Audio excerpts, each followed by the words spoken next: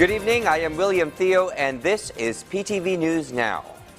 The Writers Guild of America's union strike has come to an end. After 148 days, or close to 5 months, WGA leaders unanimously vote to greenlight the tentative deal reached between the union and Hollywood studios and streaming services, effectively putting to bed the months-long work stoppage that has crippled the industry. The deal officially ordained today by both parties provide for a contract that guarantees pay increases, better benefits, protections against the use of artificial intelligence technology by studios and streaming services, guarantees for streaming remuneration, longer hiring periods, and other perks. Although WGA union members have been allowed to return to work, their contracts with the studios have yet to be officially inked, meaning they could reject the deal and prolong the strike individually, though this is highly unlikely.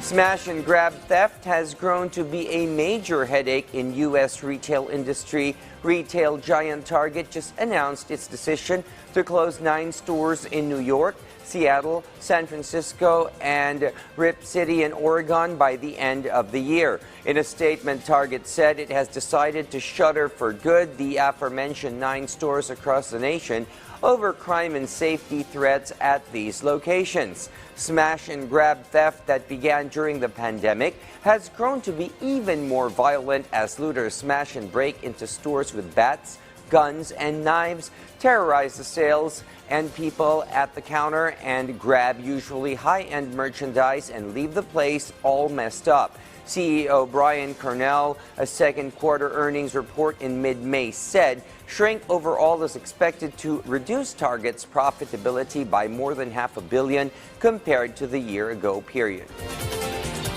In other news, a humanitarian crisis is shaping up at the disputed Nagorno-Karabakh region as more ethnic Armenians flee as a result of mortal foe Azerbaijan taking control of the area. VOA's Veronica Balderas Iglesias reports on the worsening crisis after Azerbaijan took hold and control of the breakaway territory last week.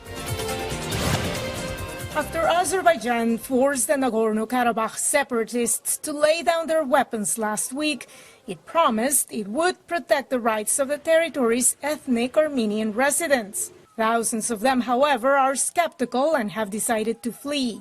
Many share their stories while awaiting an uncertain future in the Armenian town of Gornizor.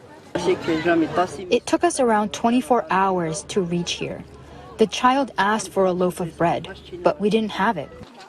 $11.5 million in humanitarian assistance were pledged Tuesday by the United States Agency for International Development. This assistance will be used to provide everything from food to psychosocial support, given, again, the grave psychological wounds that so many citizens are carrying. Several people who were trying to flee and were injured during Monday's explosion at a fuel depot in Nagorno-Karabakh are still hospitalized and receiving treatment for their wounds. Diplomatic efforts are underway at the highest levels with the government of Azerbaijan to try to calm the situation, said U.S. State Department spokesperson Matthew Miller. The Secretary spoke again to President Aliyev today and underscored the urgency of no further hostilities, that there be unconditional protections and freedom of movement for civilians, that there be unhindered humanitarian access to Nagorno-Karabakh. The Armenian government will need to promptly mobilize its resources to help the displaced. Kerry Kavanaugh, former U.S. co-chair of OSCE's Minsk group, told VOA. It's not a good thing for Armenia to try to accommodate the needs of suddenly up to 100 and something thousand people across the border in a panic with very little with them. So I think we're at a pivotal point right now, and we won't know for a few days how this plays out. In the meantime, the United Nations Refugee Agency said it will continue to provide support to the Armenian government while at the same time calling for the protection of civilians in accordance with international humanitarian and refugee law. Veronica Valderas Iglesias, VOA News.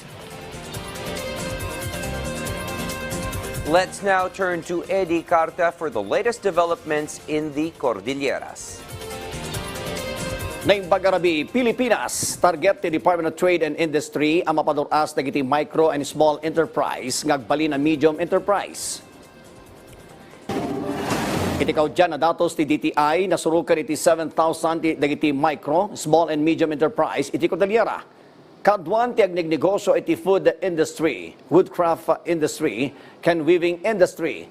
Kadwan pa, kadagito iti maibilang ang micro can small enterprises when iti addaan iti total assets at 3 million naging 15 million pesos. Dupay kasta, tartarigagayan ti DTI ang mapagbali ng medium enterprises dagitoy when iti addaan iti total assets ang nasurog ka 15 million naging 100 million pesos. Inaklon ti ahensya ang marigatan da amang scale up kadagiti micro and small enterprises iti lokalidad. Adumat dagiti programa ti DTI tapno matulungan dagiti MSMEs amang pasaya at iti produktuda aging nga agbalin a commercialize. Kasi Baguio is a market in itself. So ayaw na nilang, kuminsan ayaw na nilang pumunta ng Manila, ayaw, di ba yung mga ganon. And then some of them, marami sa kanila pwede nang mag-export. But they do not want to go into export because complacent na sila, kontento na sila doon sa kanilang market dito sa Baguio. Iti sa bali payadamag sinarek dagiti kamang ti Philippine Drug Enforcement Agency ti maatap a drug den ijay San Carlos Heights, Irisan, Baguio City, kalpasan ti bypass operation. 5 tinarestar iti operasyon anamwan nga masaistay ti Burnham Park. Nakumpiskar mo ti agdagop iti 10 gramo ti maatap a shabu nga aggatad iti 68,000 pesos. Imimbestigaran pa iti PDEA car. No sa dino ti pagabgapuan dagiti maatap nga illegal a droga.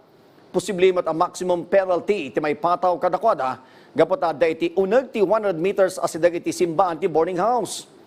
Italaang atawan, 8 a drug den tinadoktalan ken dinadaal dagiti otoridad iti Baguio City. Itong mga operatiba natin ay nakamonitor sa tao na ito, sa target natin na si Miss Myra. No? So, nakalista ito dati. Then, for a while, medyo naglaylo siya. And then, binalik ulit siya. Kasi based on the monitoring ay meron pa siyang illegal drug activities.